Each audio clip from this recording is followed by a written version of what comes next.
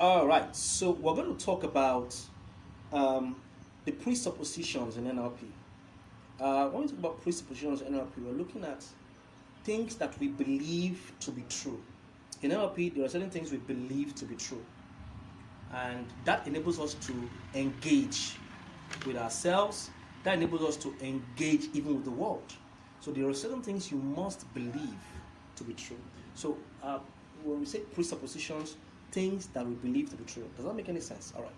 So the first thing that you want to pay attention to, and which we have as a presupposition or an assumption, a convenient assumption or belief in NLP, is this: that you have to respect other people's model of the world. So everybody has a model of the world. We all have a paradigm, a way we see things. So whenever you want to work with people, you have to respect it. You cannot change a person unless you respect the person.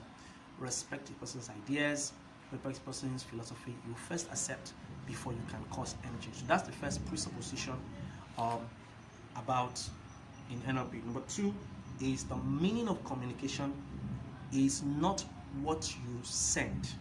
The meaning of communication is the feedback you get. So reception is not interpretation. It's not the same thing as interpretation. Here's what that means. So you speak to somebody and the person gives the feedback you don't want, and you're complaining about the person. You know, in NLP we say, no, don't complain about the person. Complain about your strategy. That's the feedback that you got is what the meaning of communication was the interpretation. So the interpretation is the meaning of communication. Interpretation comes from the person who's listening. If I share my thoughts with you and you're not getting it, and then you're giving me something else outside of what I want you to do, that is the meaning of communication. That's what we consider communication. So feedback is the meaning of communication.